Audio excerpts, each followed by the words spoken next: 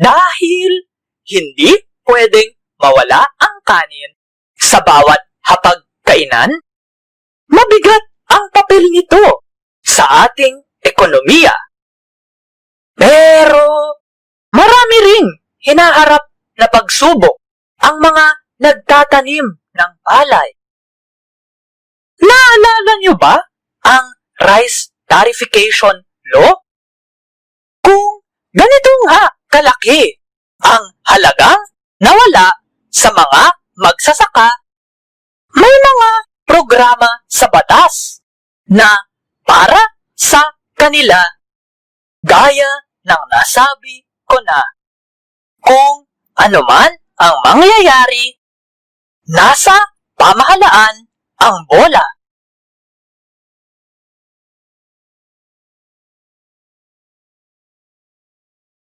Mabuhay! Ako si Emir at tayo'y muling magbalik tanaw sa nakaraan. Bago ako magpatuloy, nakabase ang video na ito sa isang papel na sinulat ko noong ako ay nasa kolehiyo. Pinamagatan itong Kanin, Rice with Benefits para sa English 10 sa ilalim ni Profesor Maria Lorena Santos, ikalawang semestre, 2011-2012, Universidad ng Pilipinas, Diliman. Nakita natin kung paanong parehong grasya at sumpa ang kanin sa mga magsasaka. Mula sa sakahan, tumungo naman tayo sa hapagkainan. Pag-usapan natin ang mga kumakain ng lutong bigas. Sinasalamin ng kanin ang hindi pagkakapantay-pantay sa ating lipunan. Sabi ng kaibigan kong si Ange, sa ilang hindi masyadong urbanisado o mga mahihirap na bahagi ng Bicol, tinatawag na maluto ang kanin. Minsan bilang biro, sinasabi ng mga nakatatanda, basta lang may maluto. Parang sinasabi nila, okay na sila sa maluto. Kumpara sa kanon, kanon, o omoy. Omoy na siya namang tawag sa kanin sa mga urbanisadong lugar, gaya ng Naga o Legazpi. Maaaring nagmula ang maluto sa ibang lugar. Pero omoy o moy ang madalas na ginagamit sa Bicol. Samantalang mas malapit ang kanon, kanon sa kanin. Hindi pa pinag-aaralan ng mga akademiko kung bakit merong ganitong pagkakaiba sa pagtawag sa kanin. Pero maaaring nakaugat ito sa hindi pagkakapantay-pantay.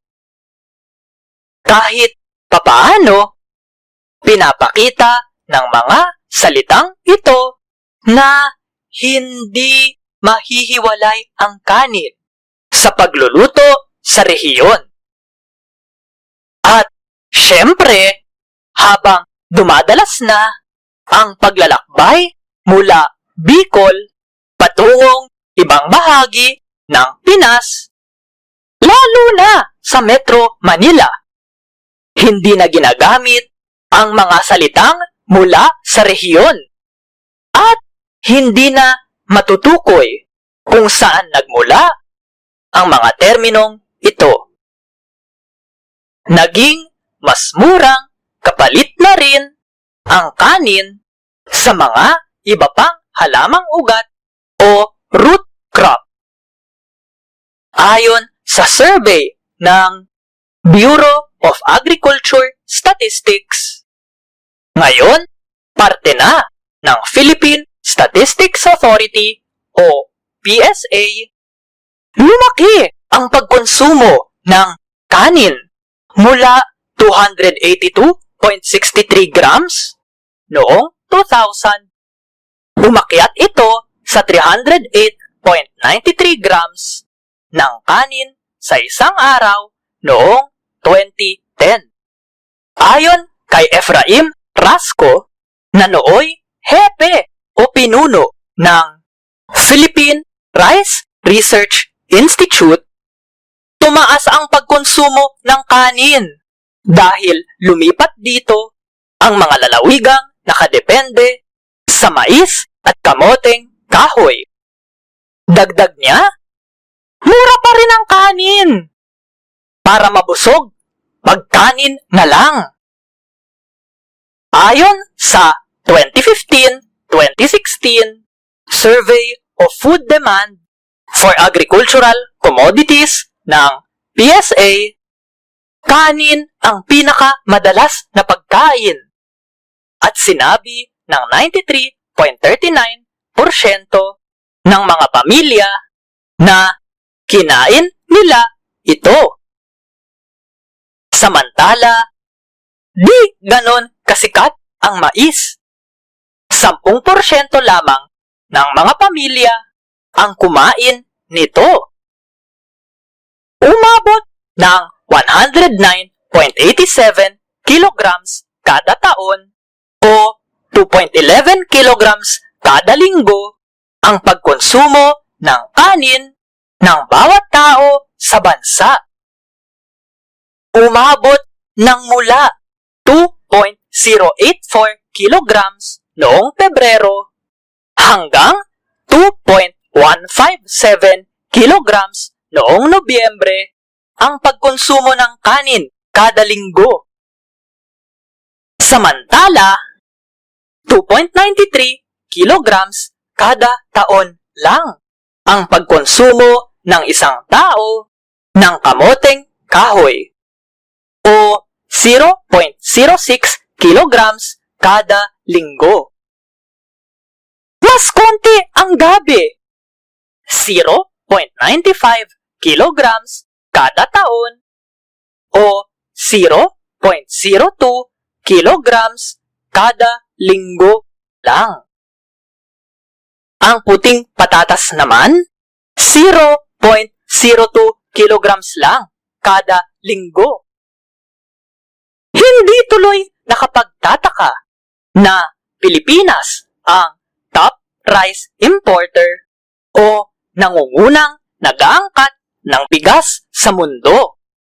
Base sa ulat na nilathala ng US Department of Agriculture Foreign Agricultural Service, inaasahang mag-aangkat ang Pilipinas ng 2.5 milyong metric tons ng bigas ngayong taon at 3.3 million sa 2020.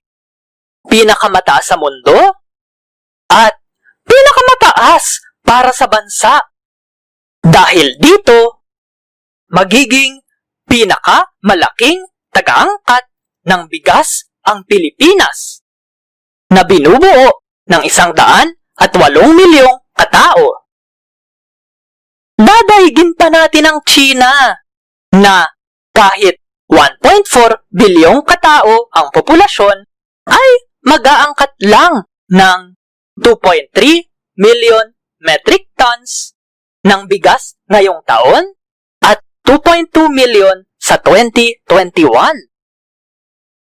Ayon kay Filomeno V. Aguilar, kahit lumago ang produksyon ng bigas sa Pinas, patuloy pa rin ang kakulangan sa supply ng bigas. Hindi na ito nakapagtataka, lalo na't mabilis ang paglaki ng populasyon. Patuloy na nag-aangkat ng bigas ang bansa at hindi pa rin nasusugpo ang kagutuman. Hindi maiiwasan ang kakapusan ng pagkain. Noong dekada 70 man o Ngayon, noong taong 2008, sumabay ang kakulangan dito sa kakulangan ng bigas sa buong mundo. Balik tayo sa survey noong 2010. Sabi ng Bureau of Agricultural Statistics, kumain ang Pilipino ng 308.93 grams ng kanin kada araw noong 2010. Mas mataas sa 282.63 grams noong 2000. Dala ng ganitong dami ng kanin ang 1,102.88 grams ng calories at 23.17 grams ng protina. Nakakabahala ito, di umano, dahil masama ito sa katawan. Dapat kalahati ng ating plato ang para sa prutas at gulay. At ikaapat o 1/4 lang ang mga butil. Ayon sa Philippine Rice Research Institute, kalahati ng tipikal na plato ng Pinoy ang binubuo ng kanin sa kabila ng mga mungkahi na dapat mas maraming prutas at gulay. Noong 2017, sabi ni Senador Cynthia Villar, di natin dapat hinihikayat ang pagkain ng giniling na bigas. Dapat lumipat na tayo sa brown rice kung posible para mas konti ng kumain ang mga Pilipino at sa wakas, kaya na nating tumindig sa sariling paa natin. Hindi maganda ang only rice para sa ating kalusugan. Dapat matuto tayong kumain ng gulay. Pero tila elitista ang naging dating ng mga salitang ito. Parang yung sinabi raw ni Marie Antoinette nung maubusan na ng tinapay ang mga mahihirap sa Pransya. Sinabi niya, di umano, pakainin niyo sila ng cake. Matapos mapuna, nilinaw ng senador ang kanyang mga salita.